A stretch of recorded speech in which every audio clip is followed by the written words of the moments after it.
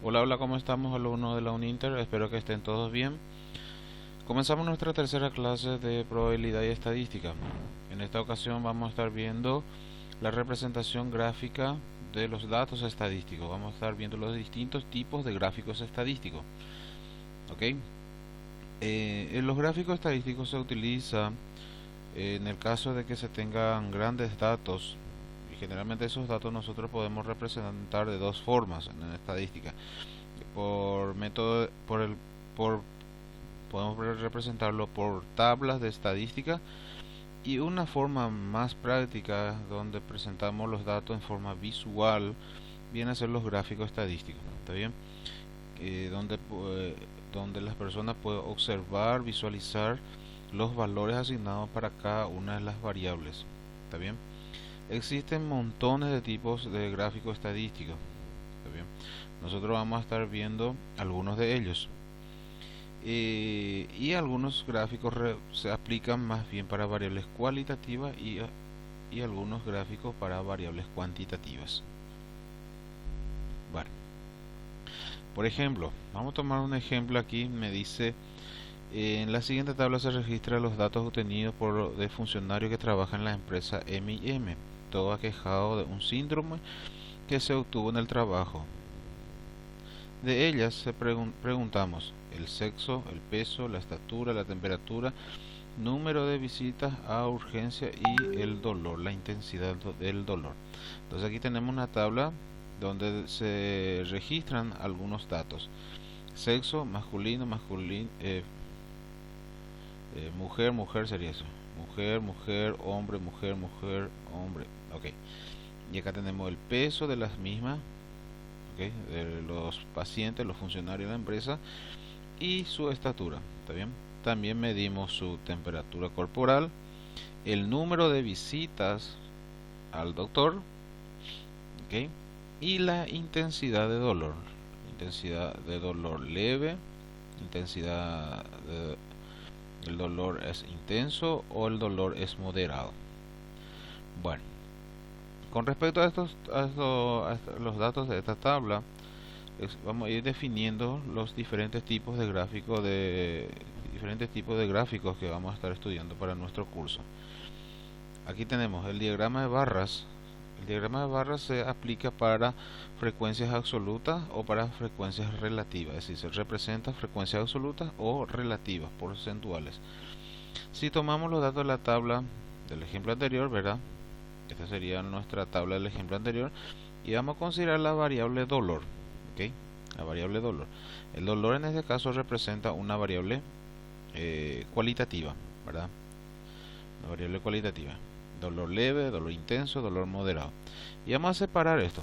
Es decir, vamos a preparar otra tablita en donde vamos a indicar la frecuencia. En la variable dolor leve, nosotros podemos notar acá que tenemos 1, 2, 3. 3 pacientes que tuvo dolor leve. ¿Ok? La intensidad de dolor moderado tuvimos solamente un paciente que tuvo un dolor moderado.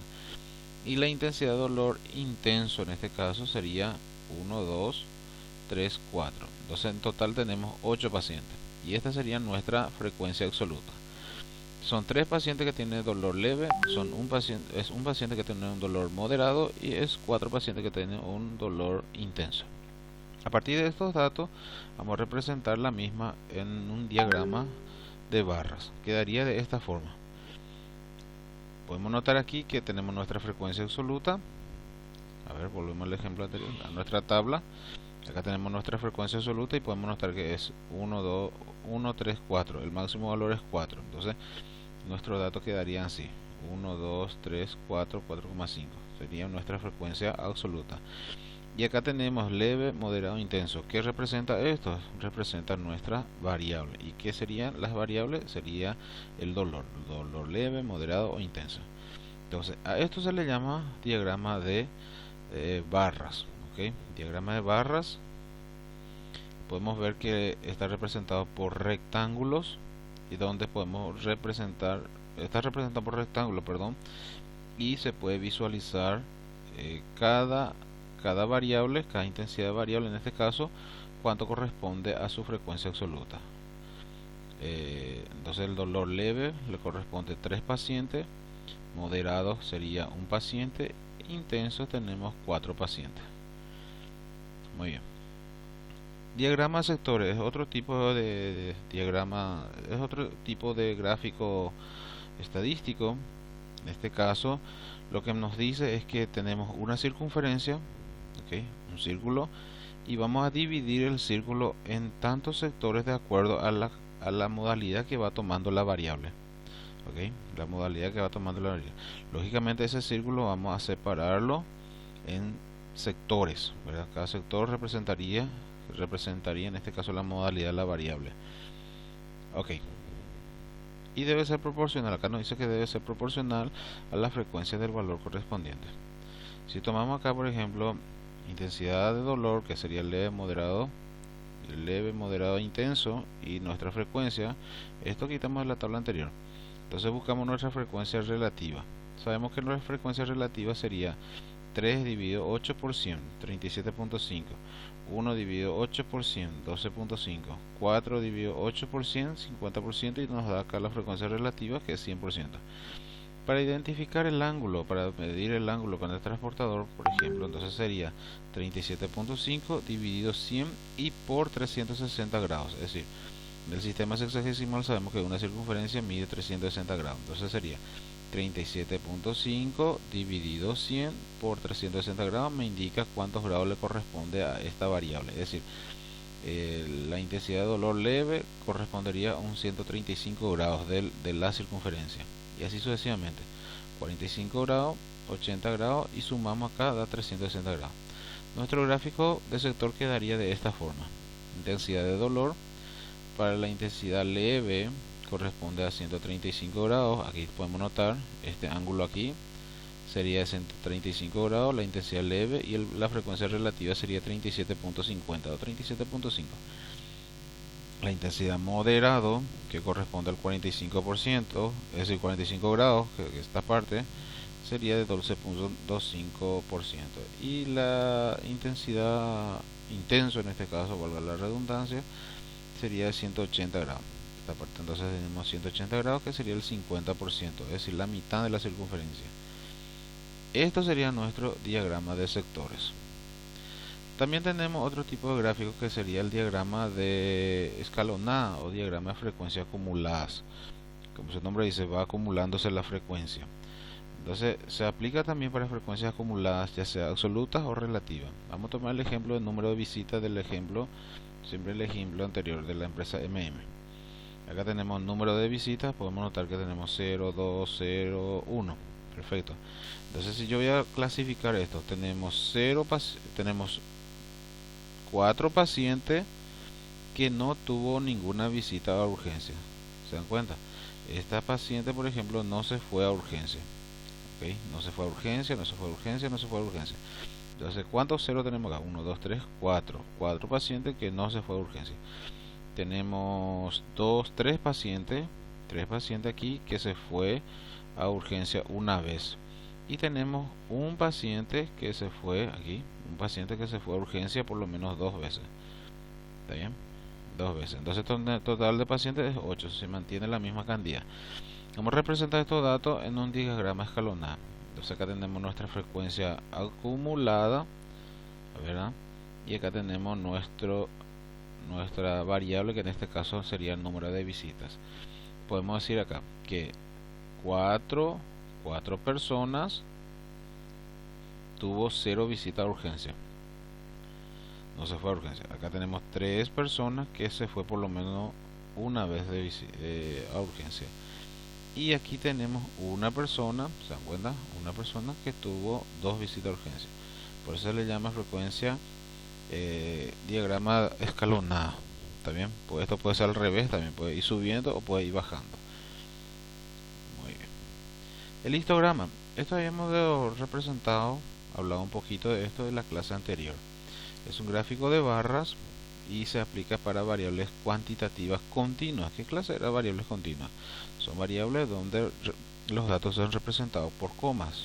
¿Okay? el peso de una persona, por ejemplo, o la estatura de una persona. Entonces incluye a todos los valores dentro de un intervalo, intervalos, dentro de un intervalo de clase. Bueno, para poder graficar un histograma elaboramos una tabla de frecuencia agrupada en 5 clases de intervalos. En este caso tomamos la variable peso. Tomamos esta variable peso y la variable peso representamos una tabla de distribución de frecuencia. Acá estoy tomando a partir de 40 hasta el 89, ¿ok? Del 40 al 89 tenemos 1, 2, 3, 4, 5 clases. Podemos notar, del 40 al 49, ¿cuántos pacientes tenemos? Tenemos el número 47, ¿verdad? Tenemos un paciente. Del 50 al 59 tenemos 3 pacientes, ¿verdad? Tenemos 50 al 59, 57, 55, ok, y el 58, que también son pacientes que están dentro de ese intervalo. Entonces acá tenemos una tabla de distribución de frecuencia ya clasificado por cada clase. Esta tabla de distribución de frecuencia está representada de esta forma. Esto es un histograma, ok. ¿Por qué es un histograma? Porque incluye todos los datos dentro de un intervalo. Por ejemplo, del 40 hasta el 50, que sería del 40 al 49, son tres, es un dato que va en el medio. Entonces acá del 40 al 50 o al 49 en este caso incluyendo, sería una variable. Del 50 hasta el 59, vamos a llamarlo así, del 50 hasta el 59, como hablé en el anterior, aquí del 50 al 59 son 3 pacientes. Entonces acá tenemos del 50 al 59 3 pacientes. ¿Está bien? Las gráficas de barras tienen que estar pegadas en un histograma. Las gráficas de barras, los gráficos están pegados. En el diagrama de barras, se recuerdan, es aplicable a variables discretas. En este caso, más bien es aplicable a variables cualitativas. Entonces en este caso debe estar separada. Esta barra tiene que estar un poquito separado de esta barra y así sucesivamente. Del 60 al 69 en este caso sería, a ver, 60 al 69 es 1, acá es 1 y luego es 2, así, acá es 1, luego es 1, del 70 al 79 es 1 y del 80 al 90 en este caso es 2. Esto es el histograma, ¿está bien? Muy bien. Son los principales gráficos que vamos a estar estudiando. Vamos a ver la resolución de algunos ejemplos.